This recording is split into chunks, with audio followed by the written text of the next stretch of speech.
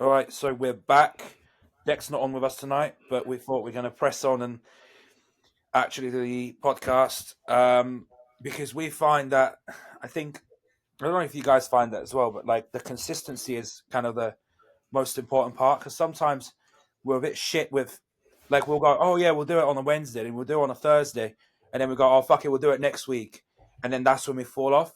So I think even if one of us can't make it, we just got to press on and just do it. Our New Year's resolution is to make sure we do the podcast every week, no matter what. Listen, not last year, because mind you, we've been doing this since 2023. Because Really? listen, right? So it was you, Riz, and Deck done it for a bit. Maybe you did like 2-3 episodes, and so I then did my show, which was in. No. This is what happened. Yeah, me, Deck, and Hilly were doing some. Yeah, I did one with Nathan Harmon when I left Hilly for a bit, and then you messaged saying, "Oh, bro, can you come on? Can I come on your podcast? Because there's nobody coming on mine." No, because Riz, me and you did, because I was doing the podcast with Bombastic. So you said, "Oh, let's just do one together." Yeah. On my channel, and then you were like, "Look, just fuck it. Let's just combine it all and just do it all at on the same." And so the first podcast I jumped on was, I think it was literally like the day after my show that I'd done, or like that week. So it would have been April 2023. That was just me and you, innit? No, it was a lot of us. Now I'm sure me did one on your page. I don't know what we're asking for. Yeah, we did. That's what I'm saying. But the first one that I jumped in with all of you was straight after that show, and then after that we just kind of just started doing it. Yeah, that's because I messaged you after the show saying you didn't look that good, and then I remember I went to these boys. Chudley wants you. Like, who's Chudley? And I was like, oh, it's Dave. Don't really. And that's it. We'll become boys. But the thing is, because we were talking way before that. Yeah, we were talking. Yeah. All throughout prep and stuff. But was the first episode there 2 years ago? Okay. That's what I mean. So we've been doing this a while. I think we were the first to use Riverside as well. You know that. No one used it before. Did you not use our shit? Did you not use Zoom to begin with? No, we use Riverside since day one. So I remember pissing Hilly off since day one. Fucking Riverside. Oh, I'm gonna cough. Excuse me. Should we whack into some questions then, gents? Yeah, let's do it. Yeah. What I've done is, because I was stupid today, and when I put the questions thing on Instagram, I forgot to put the questions fucking box on. So I've gone back through previous questions that we have missed. So, first one that I don't think we did or we didn't do properly was, have any of you used peptides, particularly for muscle growth? Anybody? Peptides. So what? Okay, so wait, hold on. What are we classing as peptides? So for me, peptides, when people say peptides, I always think GHRP6, GHRP2, ipamorelin. Yeah. Osterine. Right. So when you're talking about, because a lot of these people just throw these terms, but don't actually understand what they mean. Right. These man called alcarnitine peptide, bro. So what is it? So what is a peptide? So a peptide is actually the bond that holds each individual amino acid and basically causes it to hold together into what you call a protein, right? So each individual amino acid is being held by a peptide bond, okay, which then forms a protein. A chain of amino acids is a protein. So when you talk about insulin is a peptide. Yeah, GH is a peptide. It's the complete chain, isn't it? So I think a lot of people, like, when they go, "Oh, I'm using peptides," I'm like, "You're just a fucking idiot." Like, and again, like, not all of us are like interested in the chemistry side, but be specific with what you're referring to. I think people are talking about, obviously, when they say peptides, they're talking about the research stuff. Yeah, research peptides. BPC, TB500. Do you know what I mean? All of these. Yeah. For muscle growth. Yeah. So right, so there are two types, isn't it? So you've got GHRH, which is growth hormone releasing peptides, and then you've got growth hormone releasing hormones, which basically they're just meant to stimulate your natural growth hormone production, right? That's what GHRPs, they make your pituitary gland, they make your pulse of growth hormone, they make you pulse more often. So instead of where you make pulse growth hormone twice a day or once a day, usually before bed is the biggest pulse, every time you inject a GHRP, you create a pulse that releases growth hormone. Then the GRFs, the mod GRF and whatnot, they increase the power of the pulse. So one is making your body pulse more often, the other one is making you produce more growth per pulse, which is why they take it together. Then you've got ipamorelin, and there's loads more of these. I played about with them when they were very, very new, a long time ago. Yeah. So I know the basis of them, but then I lost it. When I realized, well, anyway, we'll get into it. Then you've got ipamorelin, which almost creates like a bit of a bleed, which is why people take it, or a prolonged pulse, or your natural pulse. It makes bigger and longer. It does something like that, which is why people, they used to call it boom dosing. They take ipamorelin before bed. For me personally, I played about with GHRP2, just GHRP6 first and mod GRF, then GHRP2 and ipamorelin. There's HGH frag that used to be decent. Yeah, and there was another one, MG. I think it's called Mechano Growth Factor. Yes, so I played about with that as well. So I found that they do aid in fat loss, same as any of the growth hormone would. It's very much the same as growth hormone, right? Well, there's sections off growth hormone, ain't they? In essence. Yeah, well, that's it. Yeah. What I didn't like, personally for me, I found them a lot of a big ball ache. Like I was at uni at the time. That tells you how fucking long ago it was. So I had the ability to carry these pens around with me in a little cool box in my uni bag and do them 3, 4, 5 times a day at one point. But apart from a reasonable chunk of water retention, I didn't personally see much from them. But then you don't personally see much from growth hormone. The difference for me was when I take growth, I notice more intramuscular fullness. I have a fuller look. With the peptides, I tend to notice a more watery look. We know that GHRP6 also has an impact, a positive impact, or a speeding up of the gastrointestinal tract and gastric emptying, so it tends to make you go to the toilet more. We also know that GHRP6 makes you mad hungry. So people were then using it, and I do believe people still do use it quite a lot, to help increase hunger in the off season. But the question was regarding muscle growth. I don't think they had any more or less benefit to growth hormone in terms of muscle building. I think growth hormone is more effective over the peptides, because when you work out having to dose them at least 3 times a day, when you work out having to buy both of them, the GHRP6 and the you got to stack them. Yeah, so you need both of them together. When you work out the cost, when I was sat working out the cost, I was like, I can just buy fucking good genetics and get this over and done with. Do you know what I mean? So yeah, so this is going to be the thing I was going to say. Even if we say, which it's not, but even if we assume that it's as effective as taking however many units of growth, you might as well just use growth, because by the time you end up working out how much money, it will work out more expensive, especially back 10, 12, however long years ago when they first come out. Maybe then you could have made an argument, because growth wasn't as readily available as it is right now. Now you can just get it anywhere. Back then, it was, or maybe somewhere like in America, where a lot of these guys obviously they struggle to get legit growth and things like that. So maybe there. The peptide was huge in America. That's where it was sort of stemming from anyway. Yeah. I don't think so. BPC, on the other hand. Right, I think when it comes to peptides, I think a lot of BPC is the king, yeah? And indirectly, you use that more often, less injuries. It's going to lead to more muscle growth, and it's an anti-inflammatory, bro. It's not just going to help joints and muscle tissue; it's going to help everything. I suppose in reality, the king of peptides really would be growth hormone and IGF, because we do know if you've got real IGF and it does what it's supposed to do, then you are putting on muscle with it. The real problem is finding real IGF and having that dollar, and having the money to fund it. MGF. So the way this works, if I can remember rightly, is when you train, you have a pathway that sort of stimulates muscle growth. I think it goes MGF into IGF, or IGF first and then MGF. Yeah, IGF first, and that spliced off into MGF, and that's how cell proliferation occurs.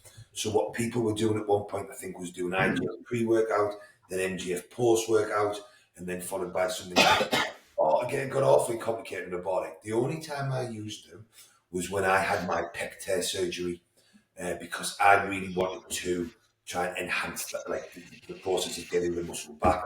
But I didn't really notice much from it, to be honest. And that was even if it was fucking real, because it was from a peptide site. If I could get Inquilex, I would spend the money on Inquilex. If anybody's got a link.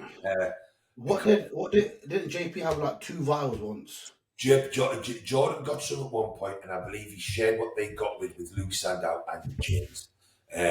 But coming across it is almost impossible, I gather, and it's pretty damn expensive.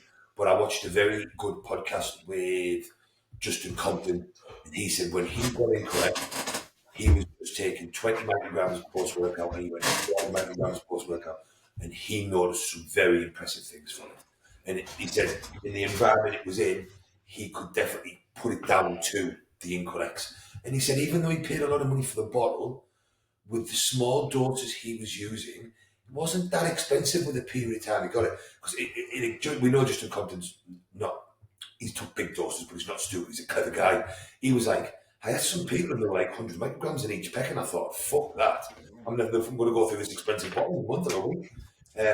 So he started off small, and he said he felt it, he visually noticed the difference, and overall, I think he said he went from shore to shore over a certain period of time, and he was like 9 pound every year over fucking. But bro, he was a very gifted individual as well, isn't he? There's always that, and that's the other thing to remember is that the same with steroids or weight training, everything can work, but some people are going to get a way better response from it, and because if you already have a good genetic setup to build muscle, all of these little things are going to make your good genetic setup to build muscle even fucking better. Do you know what I mean? What I think some people miss is if you have a bad genetic potential of building muscle, I don't think some of these drugs are going to fix it, because what these drugs are doing is enhancing what your body already does. If the pathway and the mechanics aren't there for what you've got to work, taking more of that, I don't think is going to make it work better, to be honest. That would how my train of thought would sort of be. The peptide that's getting a lot of hype at the moment is what I mentioned in group chat, is that SLU PP332, yeah? So if you look into that one, it's got some very, very good, I'm going to call it primary research, yeah? And just anecdotal. It's very, very good.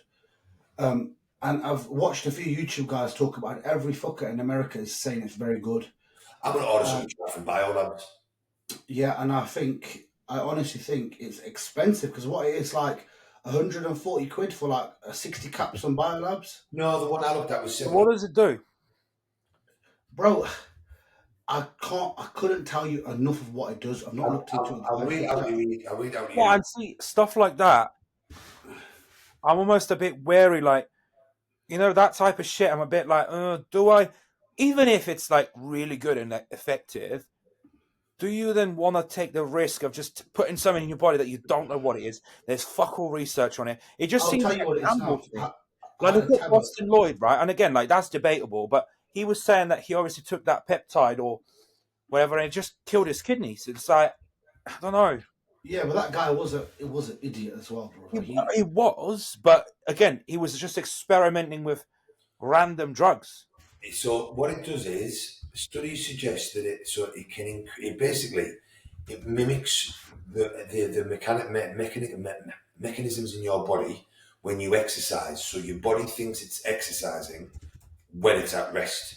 So I imagine that means that it is increasing. It thinks it's moving when it's not. Yeah, it increases your metabolic output. But there is something here that says some studies suggest that SLU-PP332 may alleviate metabolic syndrome, a group of conditions that increase the risk of heart disease, so it can help reduce those. But I haven't yet read the actual science behind it in terms of what it's actually doing. What is it? It doesn't work through that. You know how Ken works through a certain pathway, Tifa works through a certain pathway. That doesn't work in the same pathway. Do you know how almost L-carnitine has its own little pathway? Yeah. And it's about, if you can do one pathway, 2 pathways, if you do all 4 and microdose them all, you're going to get better benefits. But obviously, I don't know until I've tried it. I don't like to hype something up until I've tried it. No, that's why I'm ordering some ASAP to try. But so on Biolabs, it's normally 90 quid for 60 caps. But at the moment, it's 80 quid for 60 caps. That's 100 mcgs. Yeah, what's the average dose? I think people are saying around about 250 to 500. So you need at least 2 caps a day. So you're going to get for 80 quid, 90 quid, you're going to get a month's worth at the lowest dose. Yeah. And that's the other thing with some things. People are always looking for a different way to do stuff. And sometimes these different ways to do stuff are way more expensive than taking some fucking computer or something, and they don't. And Yeah. because what you got, like exactly what Chudley said there. This shit's only been. This specifically says here it's only ever been tested in rats, right? You've got to, and this is why I always come back to the same shit, right? You've got clenbuterol that's been tested on hundreds of thousands of human beings, proved to be safe, And medically. used for medical purposes, and yes, now it's not used because there are other better drugs, but the fact of the matter is, it was safe for human use for decades, right? And then you can get a tub for what, 30 or 40 fucking quid if you buy it at retail, right? And it'll last you ages. Or should you pay triple the price for something that's only been tested on rats? That might not even work as well as clenbuterol does. I've just got up some bullet points about it. Yeah, it says here: antimicrobial properties, cancer therapy, anti-inflammatory effects, modulation of immune response. So could be designed to modulate the immune system either by enhancing the immune activity against infections or tumors by suppressing it in cases where the immune system is attacking the body's own tissue, autoimmune, regenerative medicine, neuroprotection. So none of it's a reduced toxicity, and it says here can be involved in regulating hormonal and metabolic pathways with them who have disorders such as diabetes or obesity. But obviously, you don't know when you apply it to a bodybuilder. It's a different thing. 1 plus 1 equals 50. They've only tested it in rats according to this, so. Well, it's If too you new, ask isn't it? me, I would advise against using shit like that. It's just a gamble. Like, why? You know, same as the SARMs. Like, a lot of people will go, "What do you think about SARMs?" Like, I don't fucking think about SARMs like whatsoever, because like, look, give it 10, 20 years, and then let's say a load of research might come out. It might be that they're pretty good, but at the moment, we don't know that. A good one I always liked was, if anything was great at what it did, a pharmaceutical company would have already patented it and Yeah. be making billions of it. These drugs that and that's what always put me off SARMs. I did try a couple of them when they first came out. I was working with a company that basically wanted me to send me shit free and review it. And I got more sides off some of these SARMs than I did off any fucking steroid I'd taken. Well, Hilly, all they are is medicine medicine that, no, what do they call it? They're drugs that modern medicine rejected. Yeah, that they basically decided it wasn't safe for human use, and that's what always makes me laugh. You've got guys avoiding steroid use that are literally proved to be safe for humans to use, most of them, right, to a point. I don't take steroids, but I'll take these drugs that are not safe. Like, how backwards is that shit? Right. Bro, I'm pretty sure, Hilly, for years, Superdrol was in that section, wasn't it? Of SARM Pro Yeah, you could Hormone. buy it in like a supplement shop. Yeah, I remember, bro. SD Matrix, it used to be called. Yeah. Right. Question: T-Bol and VAR. I've heard they have good synergy together. Opinions? I've never heard of anybody running T-Bol and VAR together at all. The only time I would potentially see anybody doing that is if they were looking for a performance-focused cycle and they didn't want to inject, because both VAR is fantastic for strength gains and T-Bol is great for strength gains and neurological pathways. That's why it was very popular in the Olympics. So if I had someone who was like, I can't inject, I won't inject, but they wanted to take steroids to improve their performance, maybe a boxer, an MMA fighter, a CrossFit guy, someone that was coming up to a competition and they needed to be stronger, fitter, holding no water, better with their movement patterns, then that would probably be a good cycle of drugs. And that may be the synergy there that the guy's talking about. But I've used it twice with clients that have sporting goals, maybe 3 times actually. But not because they've got a synergy, because these guys didn't want to inject or couldn't inject, and we were looking for specific purposes of the drugs. Yes, this is it. When you're talking about synergy, it's like, in what way? Because obviously T-Bol is testosterone based, right? And then Anavar is a DHT based. So in that sense, I mean, so with T-Bol, supposedly because it doesn't convert into estrogen, it's not gonna it's not going to cause water retention. So, Bro, Tbol won't cause any water retention because it was used by, was it the Russians who used it in the Olympics and they That's it. smashed yeah. it that year? They created it, I'm sure. And then They they froze all created it, the yeah. piss samples and then tested it like 10 years later. And that's what I'm saying. If someone was looking to boost performance in something like the Olympics, MMA, boxing, CrossFit, they don't want any water retention, they don't want any real additional weight, like in terms of body weight, they're just looking to improve their strength and performance, then the drugs would work very well together because for the purposes that we're mentioning.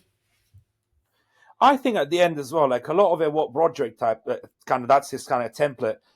He almost like bases the amount of oral you got to take based on body weight. He goes, if you weigh 100 kilos, don't exceed 100 milligrams a day. You know, that kind of thing. And I kind of tend to agree with that. Like, it's a good ballpark figure to have that makes sense. Yeah, well, 100 mg oxy is a different ballgame to 100 mg Anavar, bro. You can't really compare it, can you? Like, in terms of toxicity, you think? Well, 100 mg Halo is same as 100 mg. Oh, well, yeah, okay. But I think what you were mentioning there, Chud, I don't think 100 mg of oxy would be any more toxic to your liver than 100 mg of VAR. If that's what I'm saying. Yeah, and I agree with what you're saying as well, Riz. If you give someone 100 mg of VAR or 100 mg of oxy, I think they're going to blow up and get more muscle from the oxy. It's going to be drastically different. But remembering. But do you think they will, though? Or do you think it's just going to be a lot more more retention and swelling? And I think oxy has more potential to build muscle than Anavar does. I think. I don't know. I think Anavar is, a lot of people underestimate Anavar.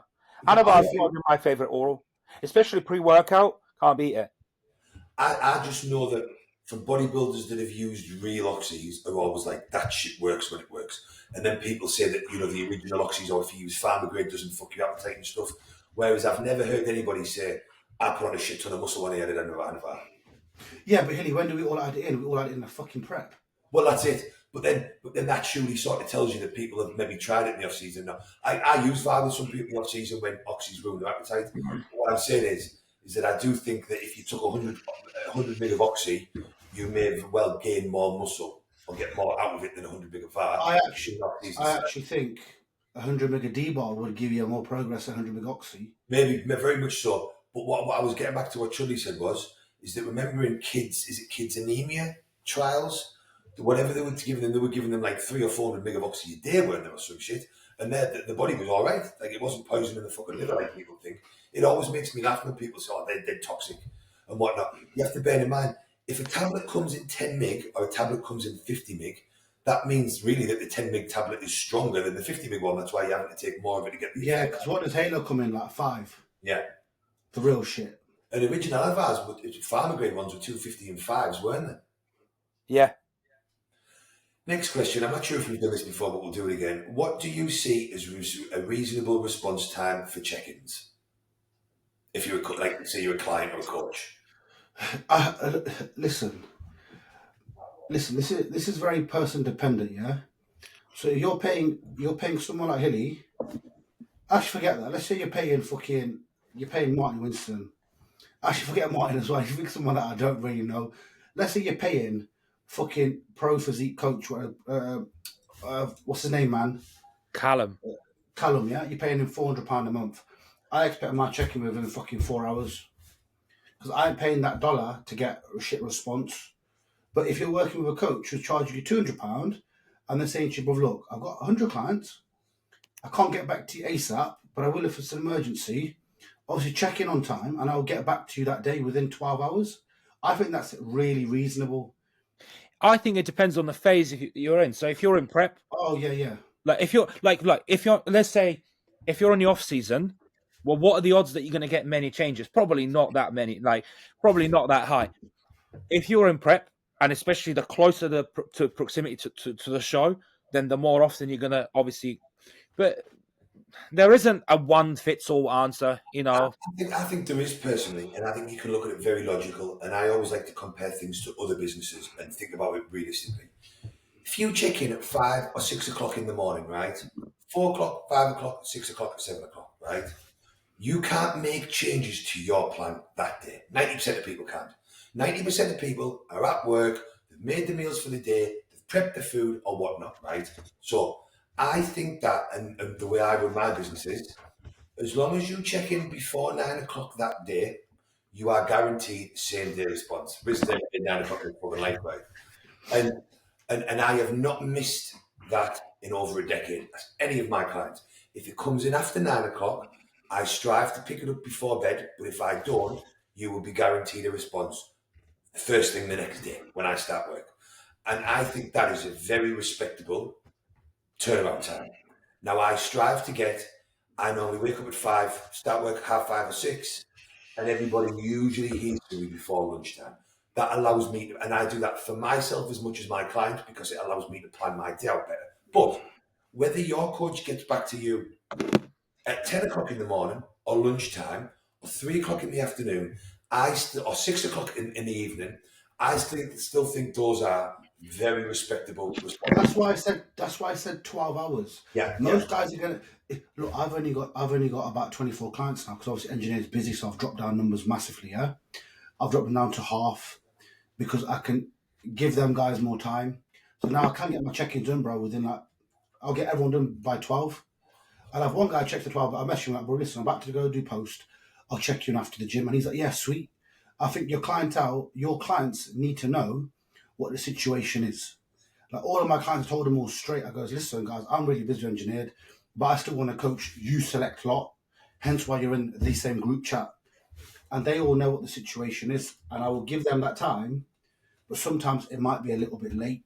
And again, like what Julie was saying if you, I mean, I worked for the NHS for a decade, right? If you go to your dietitian and you want to speak to your doctor or your dietitian or something, you've got to wait for your appointment. You'll go and see them. You won't get a follow up on what things to change sometimes for a week or two. Like, depending, if you look at different business areas and different things, I think if you're getting a response the same day, no matter the time of day, that is a fantastic turnaround. I think if you're having to wait longer than and if your coach said, listen, the way I work is I get everybody to check in on a Tuesday and I do all my check-ins on a Wednesday. Unless you're in prep, I still think that's absolutely fine. I see no issues with waiting 24 hours before you reply if you get a detailed, accurate reply the following day. Because I do know what some people do is they ask all of their clients to check in at any time that suits them on a specific day, and then they get up and get at those check-ins the first thing the next morning. So I think that's pretty fair as well. Instead of asking them to check in before 8 o'clock, before 9 o'clock or whatnot, listen, Tuesday, check in, whatever suits you at that time, and you will get a guaranteed response on the Wednesday. I think that's pretty agreeable. I think an important thing is some people want a response quicker than others. So I think when you sign up with a coach, if that's important to you, then you should be discussing what the coach's turnaround times are, and whatever they tell you, they should fucking agree to. Because if they don't, then they're taking the piss. Regardless of what it is, whatever they promised you at the time, like you boys know, I haven't missed the same day checking in God knows how long. Don't matter whether if I'm at a wedding, I'm up at 4 o'clock in the morning getting them done. If I travel, I'm doing it when Arlene sleeps. It doesn't matter. I have not missed one. And because I know the clients want a response, and I also want to keep on top of my workload and make sure everything runs right in my head. So, but it's people like to run their business a certain way. If you chose to work with that person, you discuss with them how they run their business, if that suits you. Because like exactly what Julie says, in reality, right? In reality, if you check in on a Monday, anytime you get a response on a Tuesday, that means that you can change your plan on the Tuesday or the Wednesday, and away you go. You're still running in a week, so you're not losing any progress time or any turnaround time. And it's the same as when I worked with Scott Stevenson and I worked with AJ, both arguably some of the most knowledgeable and best coaches in the world. In the off season, they only had you check in every 2 weeks, but you paid them the same. If you mentioned that, most fuckers in this day and age, they'd have a fucking heart attack. Well, I've only got to check in every 2 weeks. Should have saw the drama's eye with some clients because I took a week off over Christmas. I literally had to cancel. I told 2 clients to fucking bounce at Christmas. Because they moaned that I was taking 1 week off the whole year. Do you know what it is, bro? Cancel your coach and fucking bounce, kid. I think. Go a week without checking in with your coach. You've got it over Christmas. You've got a fucking issue. Bro, I think, yeah, you know, when you're in prep, that will tell you if your coach gives a fuck or not, yeah? Like, people say I'm lazy and I wake up late. Listen, even I was waking up at 6. I say to them, ring me on my fucking phone, wake me up, you cunts, you want me to check you in? They'd ring me, just get up. And I'd be like, all right, sweet, 5 minutes. and I'd go to my laptop and I would look at the pictures. I'd ring them. I would do a check-in, and then I'd go back to sleep. But then you got to be on it. And that's it. And in prep, especially as you get towards the latter stages of prep. So again, you can go into all sorts with this. At 16 weeks out, your normal turnaround time is fine. At 4 weeks out, your turnaround time should be completely different. For the final peak week, you should be hearing from your coach within 30 or 45 minutes of your fucking check-in. Do you know what I mean? Because each day is vital. So those scenarios change. I think people now are way too entitled and not expect way too much, because you're paying for a service. But let's be honest, right? Watch any of the Jay Cutler interviews. What will he say? He'll say he had to post pictures in the fucking mail to Chris Aceto in the fucking post, and then wait for him to give him like a phone call or like whatever to give him the changes. Bro, now you can literally just take him on fucking, send him over on WhatsApp, and you get it like straight away. He still won the fucking Olympia. So what the fuck does that say for someone like most of these fucking people that moan? Because no high-level bodybuilder is going to moan about their fucking check-in being late. No, they're the little moaning people that probably don't even stick to their plan like 20% of the time. So shut the fuck up. Let these fucking people, that types of questions just fucking pisses me off, because I'm like, most of you lot that moan about this, I can't imagine any of us would ever have moaned about not like being. Bro, even till this day, even till this day, I would check in with Hilly at 9 o'clock, because I'm a prick, but do you know what it is? I know he's gonna check me in, and if he said to me, "Riz, it's tomorrow," I'd be like, "All right, bro, crack on. I don't give a fuck." Yeah. But I think it's having that. You need to have a chat with your coach, and the one big thing that I'm gonna say to people is, when you hire a coach, ask your coach, what's your coach's full-time job? Because if your coach is working on site and your coach is a plasterer, then you're going to get shit response times. If you want faster response time, work with a coach who is a full-time coach, because then you will get that response time more likely faster. And like what Chudley said there, there's a big a guy, one of my clients who I coach, he's a pretty good coach. He took a week off in December to go away, right, with his family. And one or two of his clients had asked if they got a refund or a discount because he was taking a week off, right? Which is the most absurd thing to me for someone to stay on the planet. Bear in mind, these guys compete, right? He'd been at their shows. You know, if I've got a client competing, right, they're checking in 2-3 times a day, peak week, maybe 4 times a day. The amount of work goes in. What does a coach say to the client?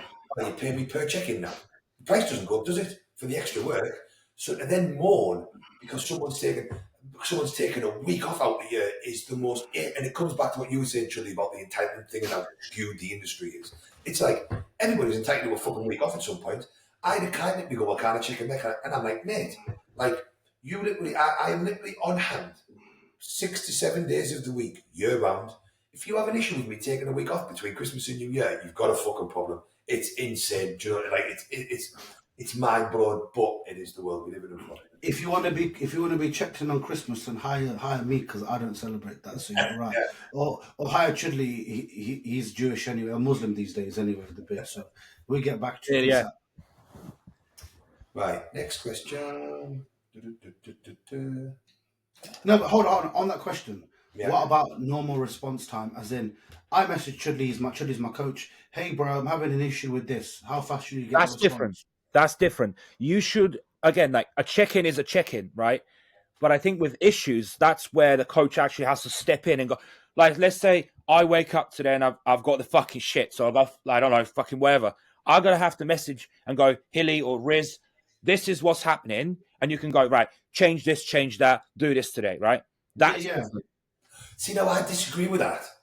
And the reason I disagree with, if you've got any major issue that affects your ability to eat, like the shit or something, what can I do about that? Call the doctor? No, but like just to keep you in the loop, rather than what I don't like is when people go for the whole fucking week, and then come like, I don't know, Sunday you check in, and you go, how was the week? Well, the week I had the shits on Wednesday, so I've not trained since, or like I've not eaten since. Well, why didn't you tell me? Because then you can give them some advice. You could go, take this, do that, almost like a health protocol. No, but bro, if a client messaged me saying, "Hi, Riz, since last check-in, you put in I don't know, fucking sweet potato in my meal, and I've got the shits.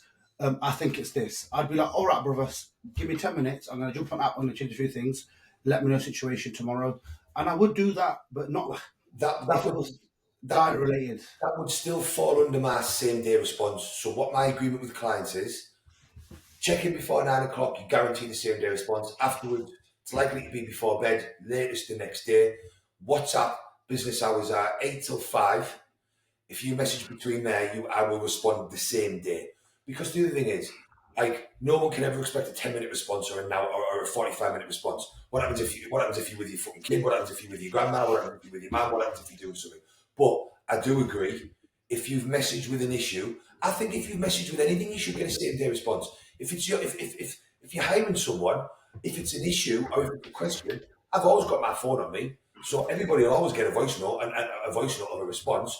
But I think that you have to be realistic of, no matter what it is, no one should ever expect this 10-minute or this have to be responded within an hour. I had a guy message me and he was like, I'm looking for a new coach. My other one's slow. I just want to work with someone that I know I'll hear back from within an hour. Message them. And I was like, mate, fuck, like, are you up your mind? I can't get in touch with my doctor and expect to hear them from an hour. I can't get in touch with my accountant and expect to hear from an hour. You can't, unless you're paying someone fucking thousands and thousands of pounds, no one can be there 24 hours a day to respond to you in 10 minutes. If you need that sort of support, go get yourself a PT, a personal trainer who's going to message you all day. Yes, bro, got this. Oh my god, amazing! You look brilliant. Oh, we'll go to the gym. If you need a guaranteed response from someone for an hour for anything, you need a personal fucking assistant. That's what you need. So they're at your beck and call all day to fucking speak to you. Like, for me, I think it is my full-time job as a coach, right? So I think that no matter the question or the issue, you should hear from me the same day. Bear in mind, depending on the time you send the message. If you message someone at 8 o'clock at night, you can't expect them to reply fucking randomly during the week at fucking half 8, 9 o'clock, 10 o'clock. But if you've messaged during business hours, and refer back to any normal job, I think that if someone's messaged me a random question, I should reply a bit more or less within the same day. I think if someone's messaged me with an issue, I should reply within the same day. That's what I do. That's what I think's normal. But no one can expect a 10-minute hour reply. I don't know. See, I agree and I disagree, because our jobs aren't normal jobs. Like, say, like as a coach, right? Because we get the privilege to sit on our asses all day long, wake up whenever the fuck we want, and just reply to messages. That is literally our job. So therefore, I think if someone, again, within reason, depending on the stage of, again, like what you say, like if you're in the off season and someone demands a response within the same hour, just that's so fucking dumb. You know what I mean? I agree with that. But I think if you're a week out, you are entitled to a reply straight away. But that's the extreme situation that doesn't come into what we're discussing, does it? At a week out, you're in contact all of the time and you should be replying straight away. Even 4 weeks out, though. Even 4 weeks out. I think at 4 weeks out, because it's more mental than anything else. It's more your coach to almost like tell you, it's okay, it's fine. But it's no one that does prep. I wouldn't imagine it's anybody that does a prep that's asking these questions. Oh, yeah. You know what I mean? Because when I'm talking about this, I'm not taking into account someone 1 week out or 2 weeks out. Because that's a completely different sort of thing. We all know how important it is for a reply then. But even in that situation, like, whether, say someone messages me with a problem at 11 o'clock in the morning, whether I reply at 12 o'clock, 1 o'clock, 2 o'clock, 3 o'clock, at 4 o'clock, whether they've got the runs, whether they're sick, there isn't anything I can do that's going to change anything in the next 4 or 5 hours. If they're sick and they've got the shit, you need to give them advice. Listen, definitely don't train tomorrow. Focus on your hydration. If you can't eat, look at amino acid shakes with smoothies and stuff. There's all sorts you can do. But that still doesn't need an hour response, and that's my point. This guy was like, I want someone I can speak to. Nothing we do needs an hour response, unless it's peak week, or unless it's 2 weeks out. That's different. Yeah. But I think as a normal coach, nothing that we do, if you've got an emergency that needs immediate attention, that is something serious that needs fucking to go to hospital. Not anything else in terms of your diet and training. And if it's, do you know what it is? If it's that important, you'll ring the fucking coach and say, bruv, this is really, really bad. Do you know what I mean? Bruv, I think over the years, I worked with Hilly up until I never rang him except for once it was the first show and I need to take a diazide and this guy was fucking sleeping, yeah? And I rang him about 10 times then about take a diazide or not. And the only other time I rang Hilly after all them, as in I went, I need to ring you, was when D was ill. Yeah. And that was it. I just voice note the man. Oh, and a good tip for people, yeah. If your coach is a busy guy, don't voice note them. Hey, bro, yeah. So I woke up and it's such a long day, and just get to the fucking point. Fucking voice note and say, yes, bro, I fucked up. Tell me what to do, because I get pissed off. Yeah, man, send me 7-minute voice note just to say, bro, I fucked up. Just say I fucked up. Bullet point your wrist. I fucked up because this happened, and I will then voice note you back. Do you know what I mean? Long shit, bro. Shit pisses me off. One of my favourite clients, Aaron, yeah, I love the guy to bits, yeah. Probably watches this. I love him to bits. The guy would voice at me 7 things in a row. I'll be like, bruv, I can't even listen to that. I can't turn my YouTube music off. Text me it. Do you know what I mean? Long, bruv. 18-minute voice note. Yeah, I don't. Do you know? That's how I work as well, right? One of what I say is anything that is seriously important that needs to be changed and you need to describe it, put it in an email, and then add additional notes to voice notes. I don't like people sending long voice notes. I think things get lost in translation in them. You know, when you're trying to add notes, I think either a short to the point, type it out so it's easy to explain, you can see what the issue is. Because every coach that we know, no one likes a long voice note. No one. I would never send anybody a 7 or 8 or 9 minute fucking voice note unless it's an educational thing I'm doing for someone. Yeah, or it's something serious. Yeah. But then you phone, wouldn't you? Like you said, you'd ring them. Yeah. Here's an interesting one. If you guys had to be coached by one of the following, who and why? Haney. Haney, yeah. Stefan, Matt Jansen, Patrick Cho, or Milos? If I had to be coached by one of them. You could only choose one, yeah. Say him again. Haney, Stefan, Matt Jansen, Patrick Cho, or Milos? Milos. Haney. Because from what I've seen on podcasts and things like that, he's a lot more about the mentality of things, like, which has always been my issue, like mentally dealing with prep rather than the actual diet. Because again, no matter who the fuck's coaching you, when it gets to the tail end of prep, you are just fucking eating fish and rice and chicken and rice and that type of shit, right? There ain't a magic diet. There ain't a magic stack of drugs. You're still going to be taking your tren and your Masteron and your test. Your mate, Coach Blue Taylor, goes against that because he's got loads of magic in there, hasn't he? Well, yeah. Well, there is that. But but still, for the most part, it's all the same shit. Like, I'm going with Haney Homogenetate, because he's big in the growth and insulin game, and he does some freaky shit with that, both in off-season and prep, I gather. 20-time Mr. Olympia as well. But not just that. You've got to bear in mind, we all go on about Blue Taylor because he does some freaky shit. He got his from Haney. That's how we work. I genuinely, I would still pick Milos. I've always liked that guy since I've been younger.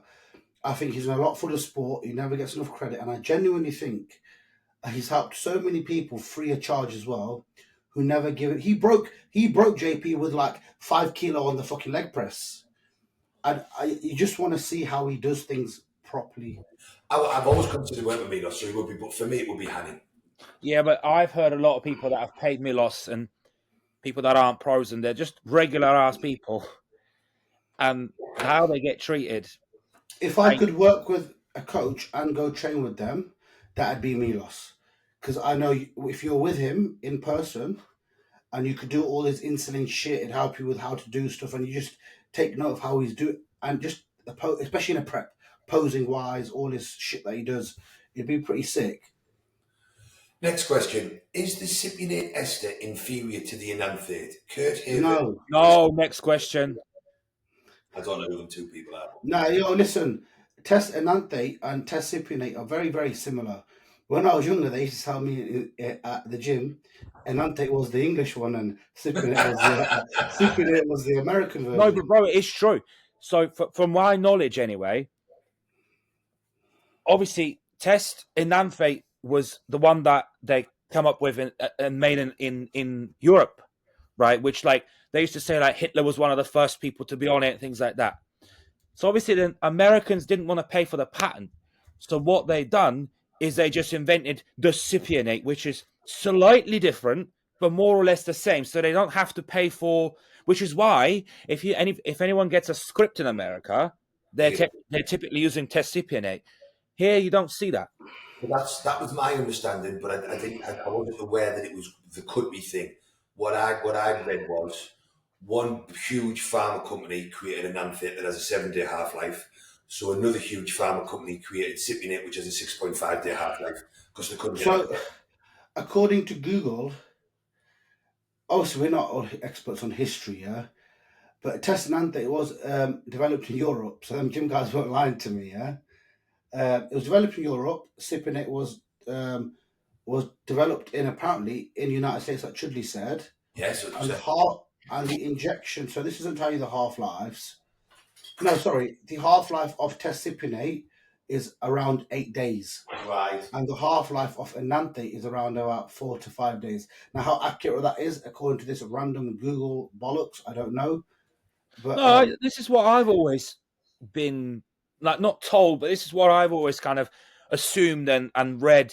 And I just kind of assumed that was common knowledge. So when people go, oh, Cypionate and Anthe, it's the same fucking thing. Yeah, same thing. It's not. I've used all of them, and I always go back to Enanthe every fucking time. Yeah. But my only thing is, well, they have to have some sort of difference because Cypionate does tend to crash more than Enanthe. You rarely see a Cypionate at 300. It's always at 250. So it's got something chemically different that makes it not hold as well, right? So that obviously alters the drug slightly as well. He's an interesting. Look, we're all learning something today. Every day is a skill day. The half-life is directly proportional to the free testosterone concentration in plasma. We're not clever enough for this shit. The half-life is what? The half-life is directly proportional to the free testosterone concentration in plasma. Right. The main difference between injectable testosterone and Cypionate is the carrier oil. Enanthe dissolves in sesame seed oil, which is very viscous. This takes longer to prepare, draw, and inject. Whereas Cypionate is dissolved in what, GSO? Cypionate uses olive oil as a carrier, which is far less viscous and easy. Listen. No, but this is back in the day, bro. Now they're all in MCT, bro. That's what I was just about to say. Like, them labs that are making, like, fucking, they use the same shit for every compound. Yeah. They're not going, oh, I need this for the Cypionate, this for the Enanthe. They ain't doing that. This is a medical study that's on the National Library of Medicine that was published in 2023, boys. Yeah, but hey, that would have been the pharma companies back then. The pharma companies, yeah. Because you know what it is, UGLs. Bro, what you have to realise actually is pharma companies are trying to save every penny, bro. To what I know, MCT is way more expensive than GSOs. I'm saying I don't think pharma companies use MCT, do they? No, they don't. That's what I'm saying. That this is just working out on what the pharma companies use, not what UGLs are using.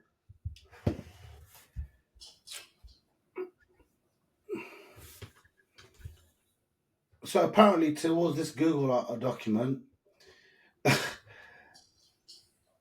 typically Cypionate is more expensive, almost identical to Enanthe. They both say the same thing about each other. Enanthe technically is a slightly more painful, thicker oil, and Cypionate. Well, that would be because it's higher concentration. Well, I think looking at studies back in the days and comparing it to UGL is very different now. Do you know what I mean? Bottom line is, don't worry about it. He's an interesting point, though, right? So, if their half-lives are based on the oils that are used, yeah, how viscous the oil is, and that's why they use a different oil, is the reason that we see different results in fucking bloods because the UGLs fuck about with the carrier oil, which then must change the half-life, surely.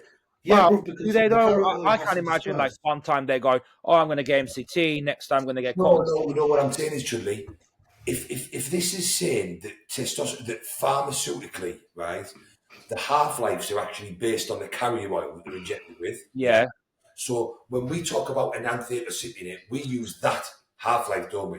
But if it's dependent on the half-life, right? I know what you're saying. And when we start using a thinner oil for Enanthe or Cypionate, surely we're changing the half-life, which might be then why we see different things on blood work. But then we're using the same bottle all the time, aren't we? So, yeah, but what I mean is, when we think of the half-life and dosing, we always look to the medical stuff. Well, a doctor doctors give this dose of a drug because they're given pharmaceutical grade beer. So we expect to see the same. Yeah. So what I'm saying is, a doctor gives 125 mg of testosterone, right, or testosterone. They know the half life is exactly 7 days or whatever it is, based because it's made in a On that oil, on that exact oil, brand. right? So then, if UGL goes fuck this, it's way thinner with MCT. If it's put in a thinner oil, surely that increases the absorption. It changes the half life. But so technically, it would disperse Yeah. easier, which then means if it disperses easier, it allows. But then again, you can argue, can't you? If you got Testicin MCT, you got Testine MCT, they're both going to disperse at the same rate because of the oil, but the ester's still going to remain the same because it's the ester which controls technically the drug's half life, isn't it? Well, not according to this. The oil and the oil affects the rate of absorption, and that's one of the main. Well, the oil has to be broken down, and obviously, the bigger the oil molecule, how long it takes. So the longer it sits there, and therefore the slower the release. I can't imagine it's that drastic to where like it's going to affect it by a week, for example. Like No, I don't think so. Like it might be like a day or so, but it ain't going to be 4 days or 6 days longer. It's interesting as fuck that though. I didn't know that. Bro, most of the labs still use GSO, grapeseed oil, because obviously a lot of labs around the world do, and that's what they all brew to their fucking Bibles, whatever they've got. And I think MCTs are very much a UK and thing, you know that. I don't see it being used much in States on the forum side. I might be completely wrong. I think that type of shit is the type of shit that we're going to sit there at night and think, is my fucking test? You know what I mean? That's the type of shit, overthinking it, which... Bro, do you know what it is? This is the God's honest truth, yeah? Most of these guys making UGL, they are chemists, and a lot of them might not be, but a lot of them are chemists who know that what they've learned at uni or whatever, or learned on the job at fucking Pfizer, is going to give them way more money if they just do a UGL themselves and they know how to brew, yeah? And bro, a lot of these guys, they put so much time and so much effort into this shit. And you have to remember, guys, they use BA now. They use what's the other one? BB. Benzo alcohol, yeah. Yeah. And they use all these, and they use more shit, bro, yeah, to then break it down more and to get a bigger solution. So these guys, bro, are experts. Well, a pharma company's making 500 drugs. They don't give a fuck about tests. They're like, just fucking pin it once a week. Yeah. Fuck them. Hey, look at this though. So the Men's Health Clinic website, testosterone cypionate in the UK uses olive oil as its carrier. I never knew that. I wouldn't imagine. Wait, what company in the UK makes testosterone? No, the testosterone cypionate that's prescribed in the UK is made with... No, but that's what I'm saying. What company makes it? What was the brand, Hilly, in the UK a few years ago? What pharma company makes it? There was a brand, mate. Hold on.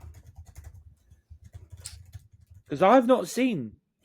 No, it's saying what's prescribed in the UK, not what's made in the UK. I don't think there is one that's made in the UK, is there? No, there is.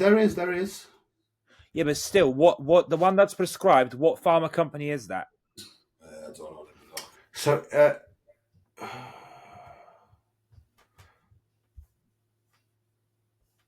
there was a brand, Hilly, a few years ago. I've never seen anyone get prescribed SIP here.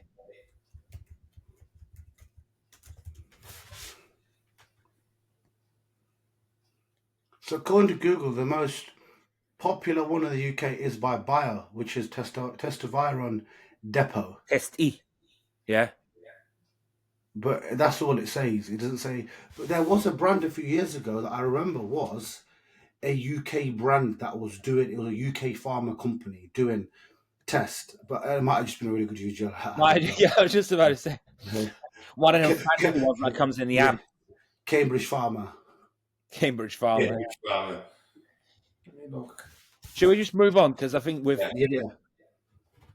Watson, that's the one. Watson. That's it. Yeah, that's it. there you go. Yeah, I knew there was a UK van. What's the carry in that? Probably won't say. Fry light. Avocado oil. I heard the Indian one's pretty good, Hilly. They E. do it in ghee, bruv. And there's just the trans yellow because the turmeric in it. Fucking hell. What's next question? I've got some questions as well. Go on, then, give us yours. One of yours. Sorry, she messaged Indeed back, tell her what sauce to put on my food. But yeah, to kind of answer that question, I just wouldn't worry about it. Oh, a bottle of Watson Testicular here is 300 quid. Yeah, they can fuck themselves. Right, let me go on my Instagram and let me get these. We're going to do Rate Your Physiques next week when Deck's back on. Yes, we will be doing those. Right, I'm trying to blank the message, but there's been like 4 people ask. No.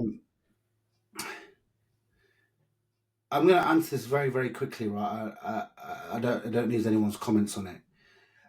What do you guys think of JP and Hollings as parting ways and him leaving the gym? Listen, I'm gonna say it straight up, yeah. We don't know what's happened, and we're not going to try to say this might happen, that might, because we literally don't know. Hilly don't know, I don't know, Chuds don't know, so we just don't want to chat about it. Yeah. And they're both grown up, so they'll be sound in a few weeks. Next question. Fight 10 normal size roosters or 1 human size one? 10 regular size. So easy. Fight 10 normal size roosters or 1 human size. Bro, 1 human size rooster is gonna fuck you up. Yeah, bro, but even little roosters. I've got one human. You stand a chance at least. Bro, you know in Pakistan, when the rooster loses control, they have to kill it. They have to eat it in a few days because bro, it starts fucking up everything. What does a rooster look like? Bro, they're it's just like a massive chicken. Yeah, I'm not fighting a human-sized one of those. No, that's what I mean. Be like a dinosaur. Bro, they jump on you when they're small and fucking peck you, you know that. I've got one for you. Your go-to meal when you're in the off-season, it's easy to eat and tastes good. Or what's your current go-to meal? It depends. Like, at a certain point, anything that you eat just becomes a chore. Thank you. Like, nothing you eat is going to be that great. And it all kind of tastes like the same. You don't look forward to any of it. No. Bro, I look forward to one meal every day. What's that? I get them. Hilly says potato, but Hilly can fuck himself. He's like, do you want potato? I'm like, no, fuck potato. I get the McCain's light chips, yeah? Yeah. I think they're like 2 grams of fat per 100 gram. I have 400 grams of them, some salmon, 2 whole eggs. Banging, bro. Best meal of the day. I could eat that 5 times a day. I find every push-up, I end up with one meal that's easy, and I repeat that. I don't repeat it all every day. So at the moment, my breakfast is 250 ml of egg whites, a scoop of Trained by JP superfoods, which has got 20 grams of protein in it, and the dark chocolate one's fucking epic. So if I have 250 grams of egg whites, 250 ml of egg whites, and a scoop of that, it's giving me 50 grams of protein, all my greens, and I have like 2.5 grams of fat, right? And then I have four slices of this, the best fucking sourdough bread ever. Let me guess which one. That's the Jason's one. Yeah, this one, no. So it's in a small, it's not the big one. Yeah, it's a half. Yeah, so it's like a small one, right? It's like eating a crumpet chudley. Look at this bag for here. It's like spongy. Oh, yeah, the small loaf. It's toasted, right? And I'll do it either with grass-fed butter, or cashew butter and honey. And that meal, it digests well for some reason. I enjoy eating it. Everybody likes toast for breakfast, you know what I mean? It doesn't matter how busy I am, how rushed I am, it takes 5 minutes tops to prepare, and it just goes down a treat. And sometimes I have the same thing with post-workout as well. I tell you what it is, like, if you can turn anything into a toasty, if I could. That's what I mean. Like, if you hate your diet, and then let's say you got to eat chicken and rice, you could literally put chicken and rice in a fucking toasty, and you could fucking eat that. Like, Yeah, I tell you what, I'm going to run into the next question for Kieran, right? So Kieran's question, is tuna really the goat for bodybuilding? Based on the toasty comment there, I tell you what is fantastic.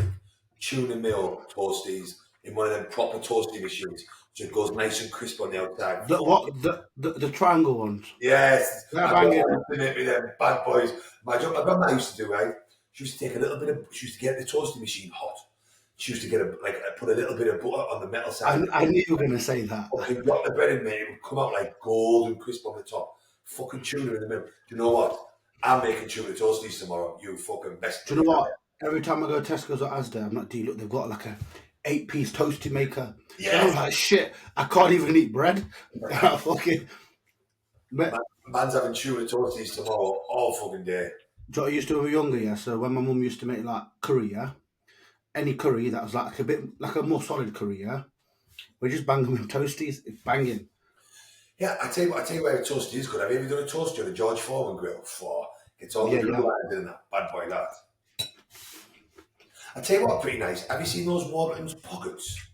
Mate, they're calorie-wise, macronutrition-wise, they're great. They've got about 6 or 7 grams of protein in, 1 gram of fat, and about 27 grams of carbs. I think Sarah just bangs them in the toaster for like 20 or 30 seconds. Pop open, little knife on the bottom, drop your bait in, good fucking go. One of my favourite meals in off-season with Nathan Harmon, when I did that next level push-up, yeah? I'd get sourdough bread, I'd get beef, mince, season the living shit out of it, and I'd make it into like a burger, yeah? And make little burgers in the sourdough bread. I could eat that all day long. I'm big in lamb at the moment. I've switched all my beef to lamb. Really? really? Why? For some reason, Mince, lamb mince. No, steaks, but not like the shitty bits. So Tesco do lamb, lamb shoulder or lamb fillet steak. So basically, it just looks like a normal steak, but there's a little bit more fat in it. But this fat's so much easier to eat. And for some reason, I've been having the same grass-fed steaks for ages, right? For some reason, my stomach was a bit dodgy. I was getting the shit every time I had a steak. So I've switched to lamb, no fucking drama, and it's a way nicer taste. But tuna, mate, Aldi's do a tuna, yeah, right now, tuna steak. It's like £5 of you. And on it, the other day I thought, fuck it, I'll treat myself, innit? I get a £5 steak. I swear to God, the best thing I've eaten in whole off season. Really? Bro, tuna steak on the pan, 2 minutes, yeah. I think do for a total of 11 minutes. Back in the day, like I used to work security. So back in COVID, right? So now I was like, well, everything's shut, but I still want to work because I don't want to just sit at home. So I used to do security in those supermarkets. And I used to work in Morrison's. And Morrison's, Morrison's, they got like a fish bar, right? That's one.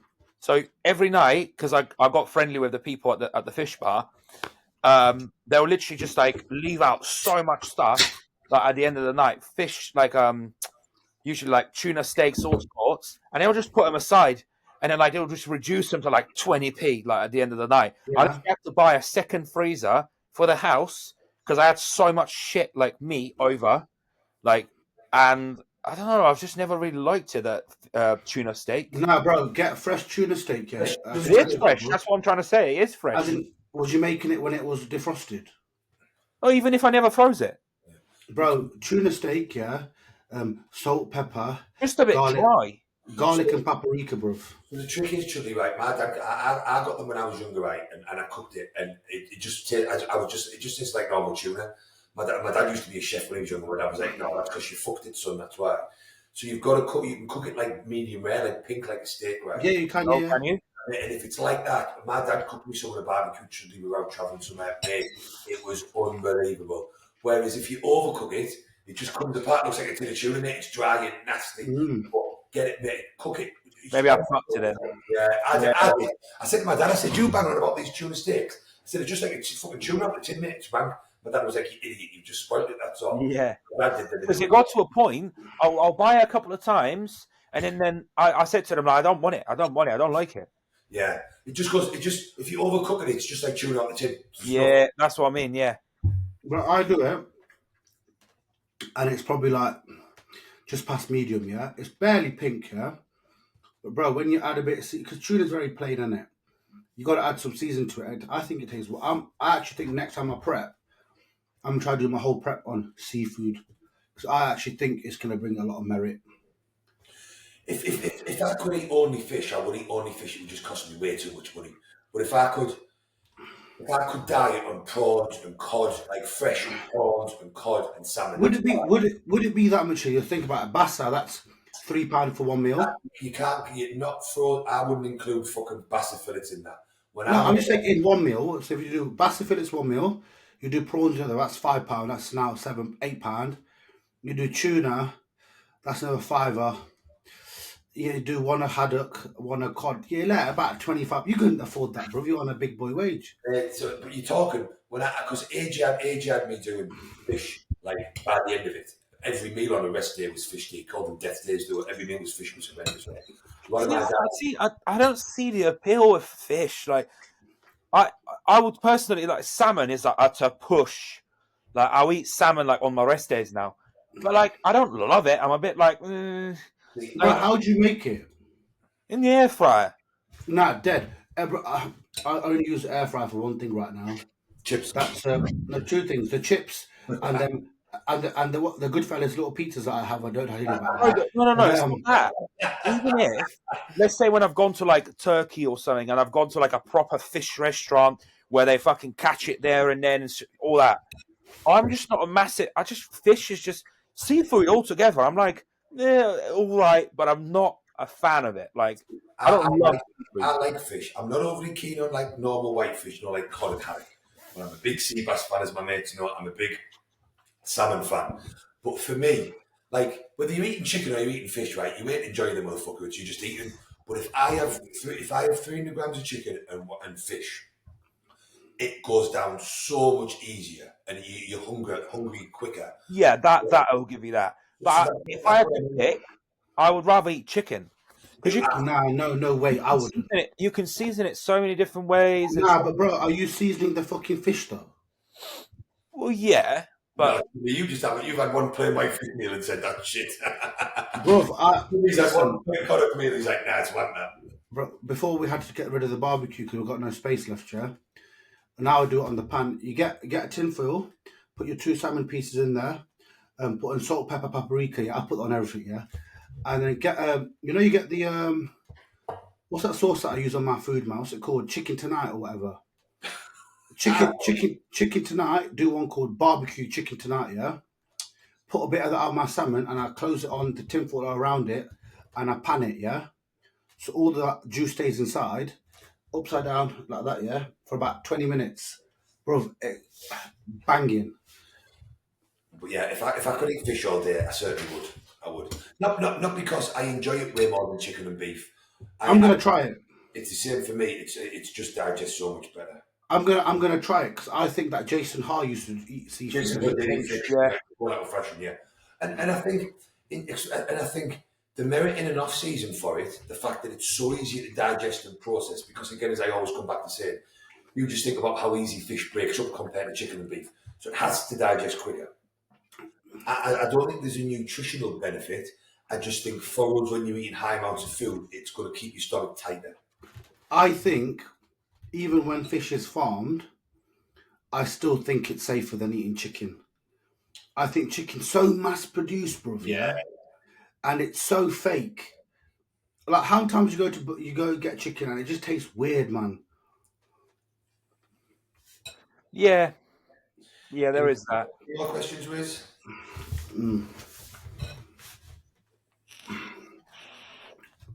Rank the funniest to the unfunniest out of 4 of you and tell us why.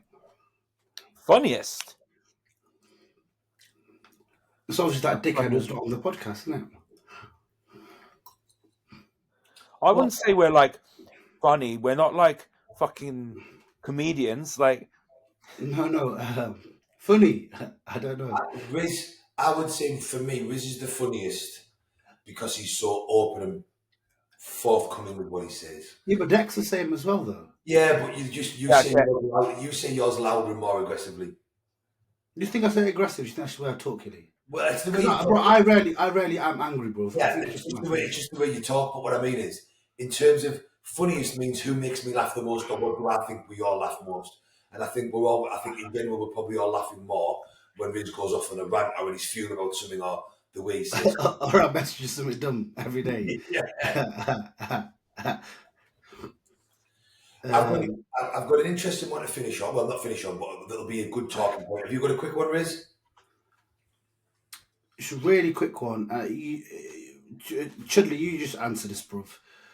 Why do US coaches seem to run test high and mass? To run test high and mass / primo low, and UK coaches do the opposite? I've covered this loads. Do we need to talk about this? It's like we've covered this so many times. It's Cover it. because UK coaches, some UK coaches don't like to use women, so they're just using anabolics to control the estrogen. So all it is, right? What is our thinking, or what do we think of the new AI coaching apps that are coming out, where AI does everything for you? So for those that aren't aware, there are some coaching apps that some people are using right now, where you literally, the coaching app designs your plan for you, the coaching app does your checking for you, and they basically do nothing at all. So the guy I was discussing with him after the question was, what do we think of it, and do we think it will affect the coaching market or world or business? No. I think the coaching market hasn't even hit peak saturation. No. As many coaches as there are, it's becoming more and more mainstream for people to want a coach. I think there will always be enough people for everyone to get clients. As long as you're good, I think everyone is like, it's not going to affect the likes of like you lot. Like, I don't really coach as much Riz don't even coach anymore, like for the most part, you know. Coach Eddie what? Coach, like I've got like me myself, I've got like 7 clients still in there from like time back, like same as what you said. Like I can't remember if it was on a podcast, if we were spoken about. I've got 25. Oh, okay. Oh, so you're still fairly heavy then. Yeah, but I had 50, bro, at one point, and I spoke to Hilly like Yeah, about 3 months ago. I was like, yeah. But bro, 25. 25 is still I would class as a full-time job. Yeah, but I'm doing 25. What Hilly knows. That's I pick and choose. It's not like a hey, bro, I need a coach, and I'm like, yes. Yeah. Very selective. Do you know what I mean? Like, I've not taken anyone new for I don't know since 2023, beginning of 2023, maybe end of 2022, and it got to a point I had 60, and then I just cut them right down, and then now I literally just work with about 7 people that I've had for 4, 5, 6, 7 years, and they're just easy to work with. I like those people, and they're not hassle. They're no hassle.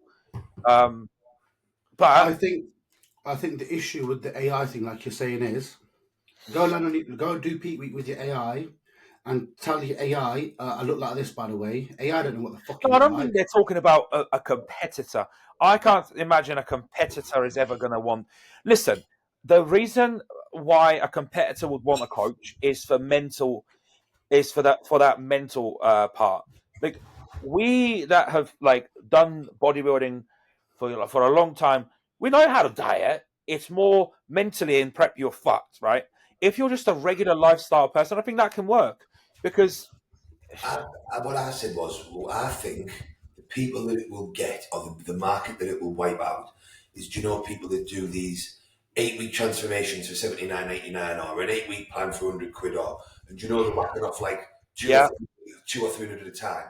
I think the AI will take all over them because what these companies are doing apparently is they're getting involved with people that have huge followings, like 100,000, 200,000, 300,000 followings, and then they're offering coaching for $39.99 or they're offering a 12-week package for $59.99 because really it's costing them nothing because the AI is doing all of the work. And then what they do is they split the profit 50% with those that create the app and 50% with the guy they use it to market it. And I think really for those people, those general normal people that do just want an 8-week plan, but like go to Slimming World, I think those people will be very enticed that where they were spending £109.99 with a coach for a 12-week plan, they'll be really enticed by an AI coach that does the same thing for $49.99. Oh, bro, think of it now. let's say me now, I'm like, right, this is how I look now. I'm gonna do a 12-week transformation with like all my socials, like TikTok, Instagram, all this stuff. How many plans do you think I can just do a one-off plan? How many of them do you think I can flog? Like hundreds of them. And that's what these AI coaching companies are doing. They're coming to someone like yourself and they're like, right, get it before and after. I do gather one of the top MP Olympians have done it and is making mad amounts of money. And it's you every Tom, Dick, and Harry that go to Summer World. That'll do the once an 8 week plan. I think it'll wipe out a lot of people that do that, but I don't think that it will affect us as But I think at all. the AI that you're talking about ain't going to be a generic AI like ChatGPT. Yeah, this is going to be, right? Example, here you pay 100 grand to get these people to come and study you, talk to you. They're going to see how you do your check-ins for a few months, see your responses, see the way you talk, see what you type, and they're then going to whack it into an AI to make it almost bulletproof to even tell that it's not you. And that's what they can do because the machine is consistently learning. And the more that machine learns, the more database it's got to pull from. Do you know what I mean? I think, but Matt, see, the way I see it is though, the people that hire me or hire us, I know the people that hire me, they hire me because they want to speak to me on a weekly basis and want me to explain things to them. And I think, like what Chunny was saying, a lot of people that get coaches like us, they want the communication factor. They want to hear from you the same day. They don't just want a fucking hell, the machine's told me what to do. They don't want that. They're paying because they want to tell you they've had a hard week. They want you to discuss the problems. Like, oh, I've got the runs. What do I do? They want, like, even for me, even if someone said this coaching app has created some of the best physiques, I would be very hard pushed to I don't think I would. I want to be working with a human being, which is why I don't think at the moment it will affect our coaching at all. I just think it'll cover the lower level everyday person. Yeah, because again, like coaching, there's nothing about coaching is inherently special or like crazy. That like for the most part, for the likes of us that have been in it and we know there's nothing special about it. All the diets are the same. The training's going to be the same. The drug stack's going to be mostly the same. What it comes down to is knowing that on this day you've got to check in, you've got to send your pictures. That's what coaching comes from and provides for the likes of us. And again, I don't. Would you know when we go back to that adherence factor? And a lot of people have a coach, so they know, like what you said about that. You don't. You're not friends. You don't want to let him down. You don't want to waste your money. I don't think people would adhere to something if they knew they were checking in with a machine. No way. No, because there's no like. It's almost like there's no expectation because you're like a machine, and psychologically, you know it's a machine. Do you know it's like me having to put my stuff into my fitness and my fitness pal telling me off. Oh, am I worried? Am I worried about putting my fitness pal in my way today because I've gained 6 pounds? I don't give a fuck what my fitness pal says. I'll just turn my phone off. Oh, fuck, do you know what I mean? So I think the only way that it could work is look. I come from a design background, so there's always a way to make shit work. The only way it would work is I have my AI app, Hilly has his AI app, Chudley has his AI app, yeah? We're all going to input the way we coach in there. And this is a cheap way of getting access to us. Let's say we all become massive coaches worth like Hanny Rambod who can't physically coach anyone, yeah? You're like, right, but you can use my AI app, which I've programmed to coach my style. That's only £100 a month. Or you want to hire me? Cool, that's 7 grand. Then I think it carries a little bit of merit. I'm just trying to be as honest and I don't know. I think that can do more harm than good because then you go, let's say the app isn't as good as you might think, or obviously it will mostly come down to adherence because people can't stick to it, or because it's just a machine, right? So then they will go, oh, I used Riz's program and I got no results. So to me, that might do more harm than good. But you're right. Hypothetically, that would work. Hypothetically, it would, because you say, look, my service is £400, but I've got this machine that I've paid for, and it's only, $39.99 a month, and you can check in with that, and that will give you roughly how I would do things. Now, obviously, you're not going to get do you know what I mean, that hands-on approach style. Yeah. It'll give you a rough, because just hypothetically, he does his as keto, I do mine as fucking the fish-only diet, and Chudley, you do yours as fucking straight high-carb, low-protein. They're going to get 3 different plans. So technically, it could work. Do you know what I mean?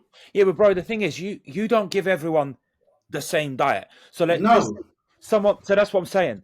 So with coaching, let's say you might favor high protein, high carb, low fat. But let's say someone comes up to you and you might think, well, that person might actually need slightly higher fats, moderate carb, high protein, and that you just determine that based on the person. So I can't. I don't know. I can't see that I'm being. just giving an example, innit? Do you understand? Like, as in how you can make it differ so easily on one or two variables. Yeah. Because you tell AI, bro, no gluten, it'll pull it out. Yeah. True. I think it carries some merit. Should we try and peak week Kelly next year? AI. Last one I've got, thoughts on plant-based proteins. Oh, Better than beef. I'm a big proponent of a good vegan protein, as everybody knows, and I have only been using vegan protein for the last 4, 5, 6 years. But a lot of them are not great. A lot of them mess with your digestion because they're using more of the cheaper ones and less of the other ones. In terms of amino acid spectrum, if you have a good one, it is not as good as whey, but pretty damn close. And there is an argument that a vegan protein is bringing more nutrients in terms of macros. so with that question, is the person asking vegan only protein, or are they saying I'm going to have animal based like No, protein the and question. chuck some vegan protein on the side because that makes a Yeah, difference? I think it's just the thought. Your thoughts on plant-based protein powders. So let's just go purely by stats now, yeah? Let's fuck all the opinion and go purely by data, yeah?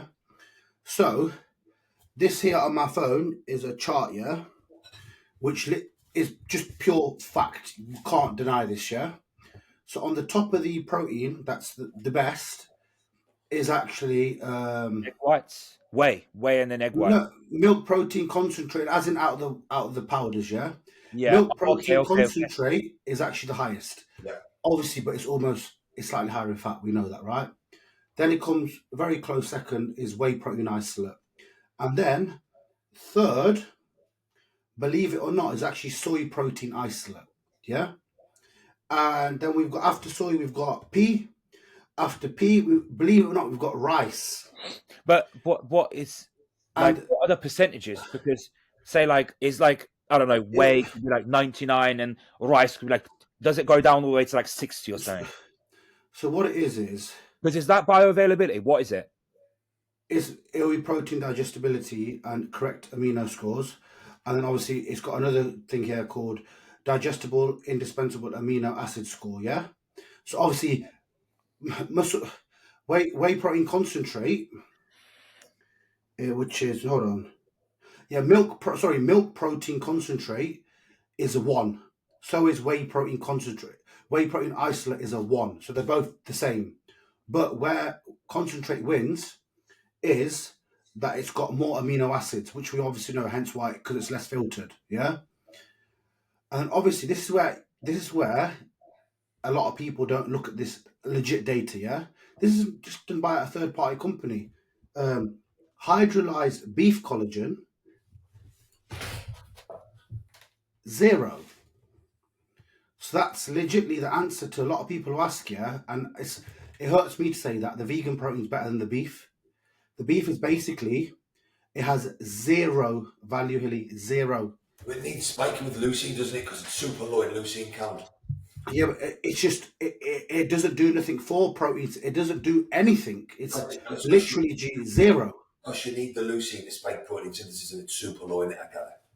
But I think even then, it's not Hilly. It's amino score, acid score is a 0.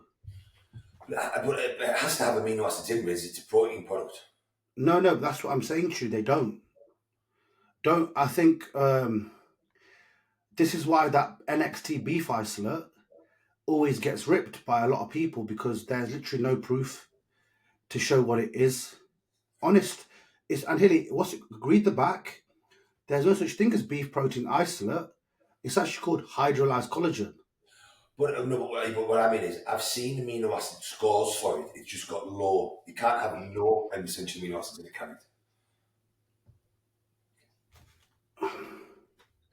The way I think of it is when you look through history of, bodybuilders, I've never seen a bodybuilder get to the Olympia, or even a high-level bodybuilder, or even an entry-level bodybuilder who's decent, get there as a vegan. No, not as a sole vegan, no. That's what I'm saying. Like, that's kind of how I think of it. So, yes, on paper it might be or whatever, but I can guarantee that if you try and get all your protein through that powder, it ain't going to be the same as eating your chicken and beef and meat protein sources. If we look at it as just a protein supplement, everybody knows whey is always the best. But as we all know, it comes down to what you can digest. Vegan protein, if you can't digest whey, is a very good alternative. It's what I use because I can't use whey. I can at the moment get away with Jordan's new Clear whey for whatever reason, because I can't use Jordan's ISO Pro, whatever it's called. Like, I can't use any of his super high quality isolates, but for some reason I can use the clear whey. But I haven't been able to use other people's clear whey, but I can use that one. But I only use one scoop at a time.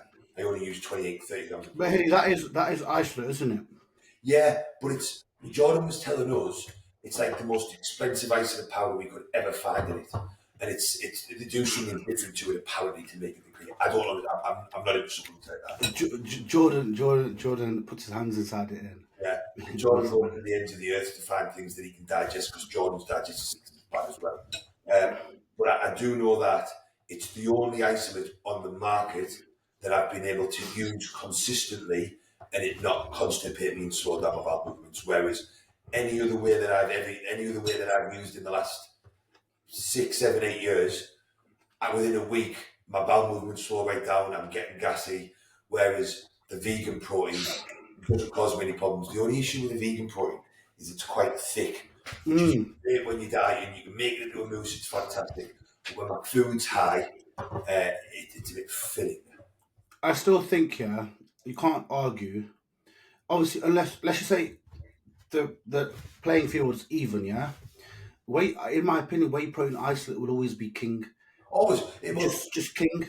Well, because of what you've just said, everybody's well aware that milk protein, whether it's isolate or concentrate, has the best essential amino acid spectrum out of anything else. So it is the king of any protein supplement. And the only time I would ever suggest veering away from it is if you can't digest it or you've made the, in my opinion, unwise move to be vegan. But Hilly, with me, I'm not lying to you. I have all of my clients use isolate, and I don't give a fuck if they can digest concentrate or a shitty. I say to everyone, no.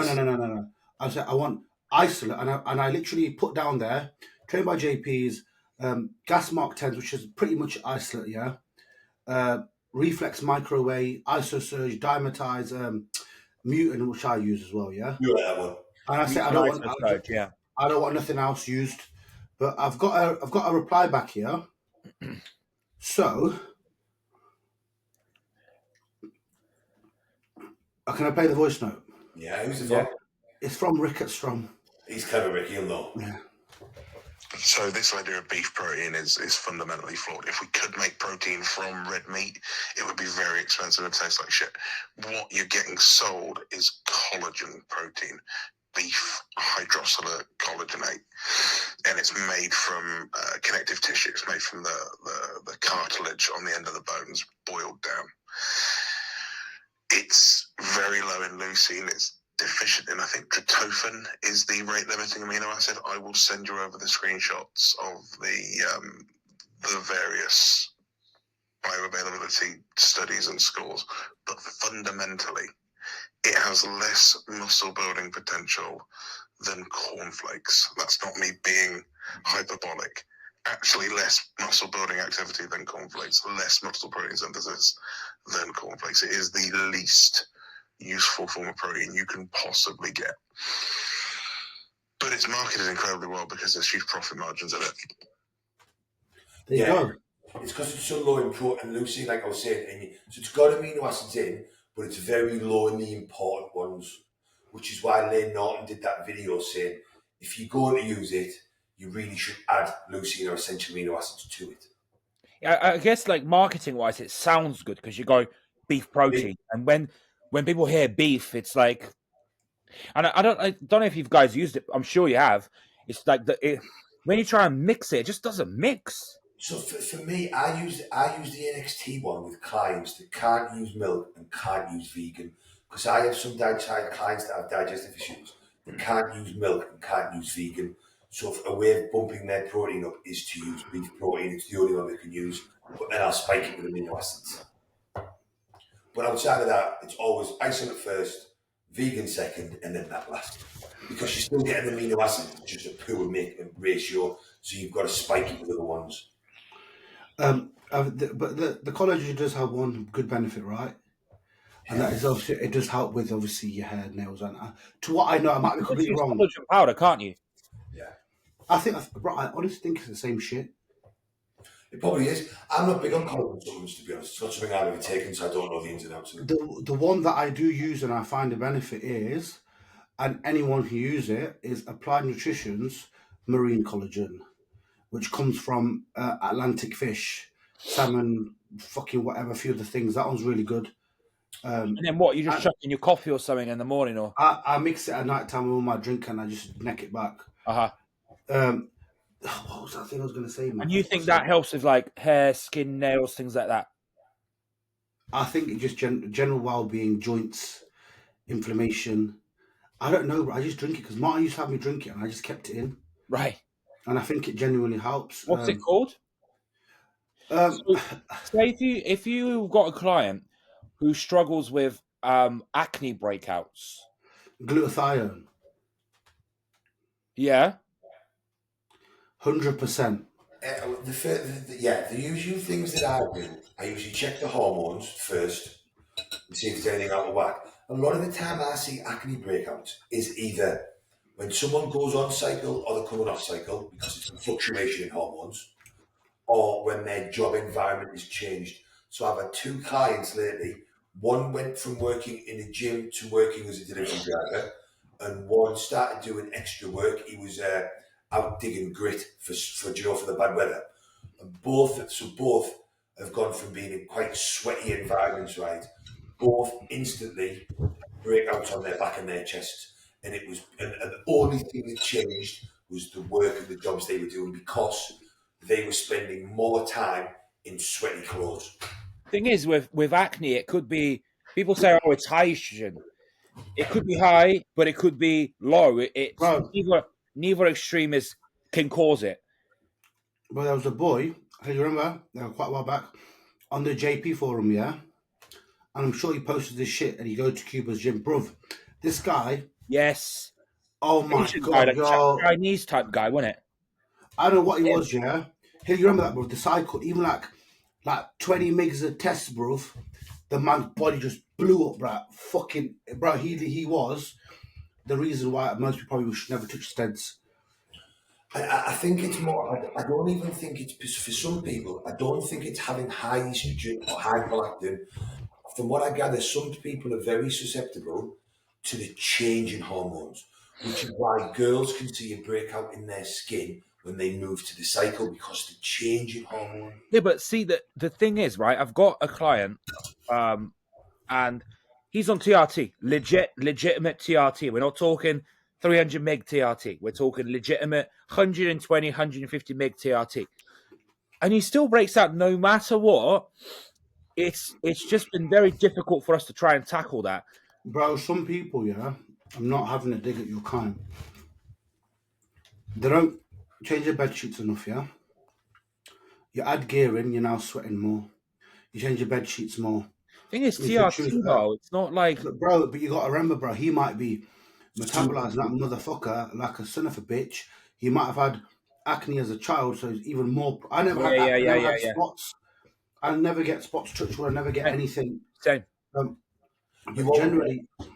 Sorry, Wiz, keep going. What I think you find is, yeah, and if you are I have naturally very dry skin, yeah, and that's obviously good for me because I rarely get spots. When I jump on gear, my skin actually goes a bit nicer because it gets a little bit, the greasiness makes it normal, yeah? Yeah, I'm the same way. And it's still dry. And I think you get people like this, and they're already got very greasy skin. You add the test, the 1 plus the 1, all that, like I say, becomes a 5. Now the skin's really greasy. On top of that, if they've got thick hair, and then doing hair removal, they then get bumps inside the fucking hair. They get bumps inside the skin with the hair ingrown. And then they get acne. And they get all sorts of shit, bro. Yeah. I do know some people are just very, very poor at getting it. You always get one of my mates. He did like the smallest course of steroids ever made, and he had issues for over a year with acne on his back and stuff. He did one, like, I think it was 300 mega testosterone, 50 mega testosterone, whatever it wasn't exciting. And he literally did it for 12 weeks, and he had acne issues for over a year. It never touched Kiwi again. But you don't see it as much now. Hey, when I was younger, I went Jim Bearman had it. Oh yeah. But back Now then, you don't see it as much. testing Tbol and just. I was just going to say, back then everybody's whacking testing Deca, weren't they? Testing Deca. Everybody's got estrogen and black and fucking through the roof. Because I'm trying to think, yeah. Glutathione, the one you sell, yeah? Oh, bro, listen, I wouldn't. Listen, I rarely put my own products on here. I go to my own clients, yeah? No, but I'll just get him to buy yours. That's all I'm saying. Bro, they can use any glutathione, yeah? Just whatever you want to use and whatever you're happy to administer, yeah? If you buy it, you use Hilly 10. Now, but honestly, we've got a few people, and I've got my own client who used to work with Hilly before. You know, Jack Veray. Yeah. We put it in with him. Bang, skin got better. Michaela, who's on engineered team, she used it. I'm so happy with it. My skin's the best it's ever been. And that's a girl and a male and a female, and they're both obviously. How would you dose it? I wouldn't know what to say for skin, bro. I'm only gonna say for what I know for how us lot use it, innit? That's what I'm saying. So for us lot, the way my mind works there is I say 200 mg twice a week is like an immune booster, right? So if I was trying to fix a skin issue or a liver issue, I would probably go to 1 mil 3 times a week, 600 mg. That's what I would do, a little bit more. I would do. Beyond that, that's just the way my brain would work. But I'm a little bit over the top here, so I would do 3 mil of the injectable a week, and then every other day you're not jabbing it, I'd drink a glutathione on top. It's not going to do you harm. And I'd take vitamin E, extra vitamin E, yeah, like twice the amount. Vitamin C. What else is really good for your skin? Is it biotin? Biotin, yeah. And what else? You almost want to make your skin dry. Sunbed, changing your clothes all the time, not being, a big one is, if you wake up in the morning and you sweat during the night, the first thing you should do is get a shower. Don't sit about sweaty clothes, don't lounge about the house. As soon as you beat the gym and you come home, shower. Before bed, shower. Get the dirt off your skin before you lay in bed and sweat over the night. If you have a manual job, if you sweat a lot, change your t-shirt at lunchtime. It does, for most people, it tends to be an environmental thing that causes people to have acne. Also, I had a client who kept getting really bad spots. I'm not going to say acne is quite harsh, yeah? He kept getting spots, and I goes, bruv, what are you doing? Because you're on a TRT, you never had spots before. And I found out he's like shaving every 2 weeks. I went, mate, you're wet blade, shaving every 2 weeks, you cocksucker, and your hair's thick. Bro, when you go to a barbershop, you rarely see a black man get a razor blade on his face because they get bumps. And when your hair is thicker and the more you razor it, the more chance of ingrown hair. That's why you see a lot of black people, yeah? They have issues with hair ingrowing because the skin's thick and the hair is thick. So when they razor it, you get that bump where you're taking skin off, right, with a razor blade. And then when the hair comes out, before it comes out, the skin grows back on top. And that technically is... It's 8 days a week. I shaved all my body like I normally do. Normally I use Veet, but it was really short and I was going somewhere, so I was like, fuck it. But normally I use those, the not a Gillette, it's do you know the Williams, and it's a 5-blade, right? Mm-hmm. So it gave me no spot rash or anything, but Tesco didn't have any, so I had to get the other Williams one with 3 blades, and I came out in all spots around my elbows and around my thing. Do you know, because it wasn't as sharp of a blade, it was only the 3, and it tugged at the hair more, and it opened the pores more, it wasn't a clean cut, and I'd been sweating in that in the crease between my arm there. came out with a spot rash on both sides just because I used a cheap razor right in there. Just because I used a cheap razor, a cheap razor. Why don't you just trim it? Because mine's like thick, mate, and it comes back full Yeah, mine is too. But I just you don't need it to be like fucking baby smooth, do you? Nah, it's easy to go baby smooth, bro. I'm on all baby smooth. No, it's literally mine grows so fast. Like every barber I go to is like, Hilly, it's insane how quick your hair goes back. I have to go get my beard done, and I would normally go twice a week. It goes back that quick. It is off it. So my body hair is exactly the same. I can completely de-hair, and it's coming back and starting to itch within 3 days. Bro, I de-haired on a Friday, and I swear to you, I got tan on Saturday, I was okay. Sunday post-show, man, had stubble, bruv. My whole body, and I was like, what the fuck? Yeah. And it's not even the steroids that have done it to me. My dad's exactly the same. My dad's like a gorilla. You're quite hairy, yeah, for a white guy. Yeah, mate, for a white guy, I'm off it. And my dad's the same, head to toe, like a gorilla, mate, off it. What I do is I did it the other day, did it quite quick. Yeah. I get the machine, take off as much as I can quickly in all the hard places, like around my tits here. Because I always find hair gets quite hard to do here. So I trim it all off and I get hair removal cream. I just fucking, me and D go out in the shower, yeah? And then 2 minutes later, I'm like, take it off, and she scrapes it off and it just comes straight off. The Philips one blade razors are fantastic. They're superb. Yeah. They take it right down. The only problem is they're only a small head. So for me to be doing everywhere, I can be there like 45 minutes. What I tend to do, what I do year round, is I use the pink Veet. One tube does my whole upper body, and I can do my legs as well if I want, right? Really? Yeah, you don't need it's like £9 a tube, right? Pisses me off paying for it every week. It's a decent monthly bill, that, right? But I literally put it everywhere, put my YouTube on, 8 to 9 minutes. Same. Get in the shower. Do you know the exfoliating gloves? Mate, Chudley doesn't matter how big your hair is, just comes straight off, gone. Yeah, I do that. I don't, it stink. Yeah, but the best thing is, every time I do a show and I get tan, the girls are always like, hey, this tan takes fantastic to your body. It's because I'm exfoliating year round. That's what I realised, Hilly, when I went to do my, when I went to do all of my PCA shows last year and the Two Bros one, because I went to dinner, I'm going to do hair removal, fuck the bullshit machine. This tan went on me, and I swear to God, within like 2 minutes, it was bone dry. Yeah. She was like, what did you do? I go, I just use hair removal cream. I look at my calluses after doing hair removal. They're gone. Completely gone. Every time I do hair removal, it takes it all off. It literally burns it off. And if you get the ones on your palms, huh? What do you mean it burns it off? Do you put the hair removal on your palm? Bro, I get the hair removal cream, yeah, and I put it in my hand in it. Yeah, but then as soon as I'm done, I wash it off. I don't leave it there to burn my skin. No. What I do is I listen. D does my back, yeah. Yeah. And I'm like, right, go.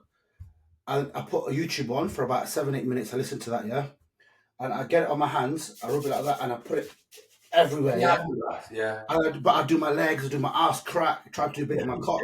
And then I wait. I leave it on my hands. I would just wait, yeah. I leave it on your hands. Yeah, I leave it on my hands. And then D comes back. She scrapes it off my back. And then, bro, do you know on my nails? Yeah. This one, it's not a good thing. My nails are really thin. Look. It's because when it goes on your nail and you're in the shower, if you do that, the top layer of your nail scrapes off too. So all of my all of that white bit on your nails, look. Oh yeah. Use gloves. Fuck that. Dead skin goes, and bro, my hands are proper soft. Look, I touch myself and I'm like, yo, it's really soft. I got a funny story.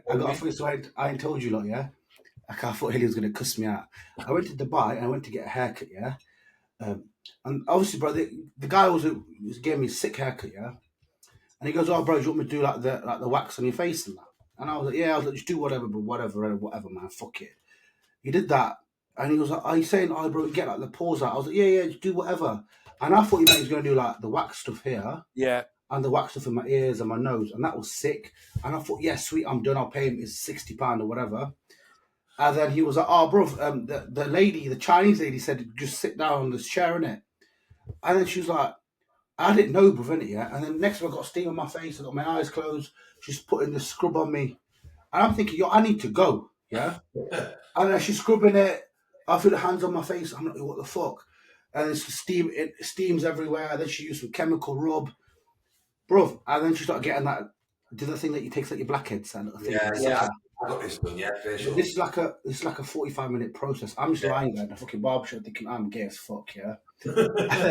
I woke up and I paid like £100 for my haircut, the facial. Cost me 135 quid. He said, Jonathan, you've got loads of black paws on the facial. I was like, yeah, the cunts. My birthday. Fuck it, mate. Yeah, I'm in. Mate, yeah, bro. One cream comes on. Yeah. Cream, then a wax, then another cream. A little machine. Yeah. Then I got massager for your cheeks and that. I was like, fuck this. Yeah. Bill was about 140 bar. I was like, you fucking minding me up here. Yeah, and then she goes to me, oh, close your eyes. I kept my eyes like, I'm trying to open them, see what the fuck you're doing to me, you dick, yeah? Some of it burning a little bit, and then I was thinking, fuck, they're fucking me up. One of them holiday disasters, yeah? Come out looking like Two-Face. And then she goes, close your eyes. She started burning my skin. And I goes, what you doing? She goes, just closing off all your pores. And I was like, okay, sweet. I got up, bro, looked in the mirror, and I thought, yo, my skin looks sick. I look fresh. When I got home, I was messaging people, listen, I've just had this facial in Dubai, right? Fucking look outrageous. And he said, I got them over here. They're like, well, we've got a steamer, but we don't do that. Mate, I'd go there every month if I was in Dubai. I look my skin. Literally, I went to Dia, she goes, what are you doing to your skin? Because it looks sick. I was like, I had a facial, it cost me like £100. She goes, £100? She goes, they're like 50 quid. I go, yeah, but I got a haircut and they waxed my nose, my ear. They would have waxed my arse crack if I asked for it. I think I was in the barbers for an hour and a half. Maybe. I tell you what, I got mine done in the mall in the Emirates. No, the Marina Mall. In the Marina Mall. There's a barber's downstairs near the elevator. And he just give me the works. I was there for an hour and a half. It was fucking epic.